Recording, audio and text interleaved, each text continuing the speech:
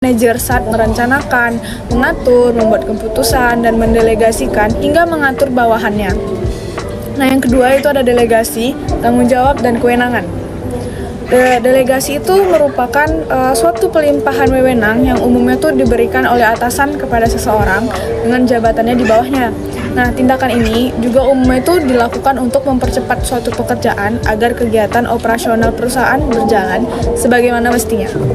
Nah, yang menurut Burhanuddin, tanggung jawab itu merupakan salah satu kesanggupan untuk menetapkan sikap terhadap suatu perbuatan atau tugas yang diemban dan kesanggupan untuk memikul resiko dari suatu perbuatan yang dilakukan, memiliki kemampuan bertindak independen, mampu melihat perilaku dari segi konsekuensi atas dasar sistem nilai.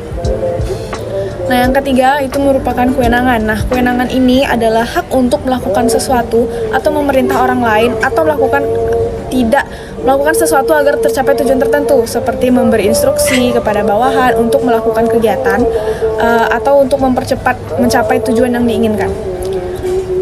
Kewenangan ini juga biasanya dihubungkan dengan kekuasaan atau jabatan. Nah, penggunaan kewenangan secara bijaksana merupakan faktor kritis bagi efektivitas organisasi. Yang ketiga itu ada tanggung jawab sosial dan etika manajemen.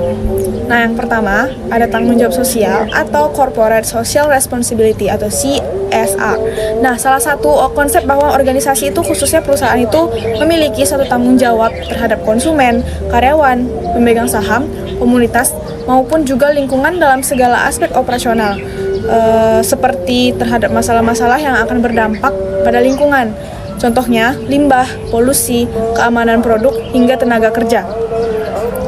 Nah, dalam jangka pendek, perusahaan dengan etika yang baik akan mendapatkan nilai dan juga pandangan yang positif, sehingga lebih dianggap terpercaya. Selain itu, berbisnis dengan menggunakan etika akan menciptakan hubungan yang baik antara perusahaan, karyawan, perusahaan, dan konsumen, serta perusahaan dengan perusahaan lainnya. Nah, jadi sangat penting bagi kita untuk selalu menanamkan suatu aspek dalam menjalankan bisnis karena berdampak sangat besar terhadap perusahaan kita. Nah, yang keempat itu adalah manajemen pemasaran. Manajemen pemasaran ini adalah analisis perencanaan, implementasi secara pengendalian atas program-program yang dirancang untuk menciptakan, membangun, dan juga menjaga pertukaran. Tentunya yang menguntungkan dengan sasaran pembeli guna mencapai tujuan suatu organisasi. Nah, sebuah perusahaan juga tentunya untuk mencapai tujuannya. Nah, yang kelima itu ada motivasi. Yang mengerjakan lebih dari apa yang dibayar pada suatu saat akan dibayar lebih dari apa yang ia kerjakan. Nah, tipnya itu selalu ikhlas bekerja daripada apa yang dibayarkan kepada kamu saat ini, maka kamu akan meraih sebuah hasil yang berlipat ganda pada masa yang akan mendatang. Nah, yang keenam itu ada problem solving dan decision making. Nah, problem solving and decision making atau PSDM adalah suatu proses langkah-langkah demi langkah yang dapat membantu dengan cepat dan akurat menyelesaikan berbagai masalah dalam suatu organisasi di seluruh dunia. PSDM juga membantu pada semua tingkatan dalam organisasi secara efisien dalam mengatur dan menganalisa informasi, juga mengambil tindakan yang tepat. Nah, PSDM ini juga bertujuan melatih kemampuan dalam menghadapi masalah, melatih dalam menemukan langkah-langkah terbaik untuk mendapatkan solusi dari sebuah masalah.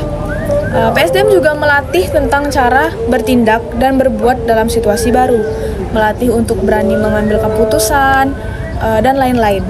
Yang ketujuh, ada kelompok kerja dan komunikasi dalam organisasi. Kelompok kerja dan kelompok komunikasi ini adalah kumpulan dua orang atau lebih yang saling berinteraksi dan saling mempengaruhi untuk satu tujuan yang tertentu yang akan dipahami bersama. Nah, kelompok kerja adalah kelompok yang disusun oleh organisasi dengan tujuan untuk menjalankan berbagai pekerjaan yang terkait dengan pencapaian tujuan organisasi. Dapat disimpulkan juga kalau misalnya komunikasi organisasi itu proses yang terjadi dan muncul dalam suatu organisasi, berupa penyampaian, penerimaan, hingga pertukaran informasi dan pesan. 8. Konflik. Nah, konflik ini merupakan perjuangan yang dilakukan oleh berbagai pihak untuk memperoleh hal-hal yang langka, seperti nilai, status, kekuasaan, otoritas, dan lain sebagainya. Di mana tujuan dari mereka itu bertikai tidak lain hanya untuk memperoleh keuntungan, tetapi juga untuk menundukkan saingannya. Biasanya dengan kekerasan atau juga ancaman. Demikianlah penjelasan dari saya. Saya mohon maaf bila ada kesalahan. Wabillahi taufiq wal hidayah. Wassalamualaikum warahmatullahi wabarakatuh.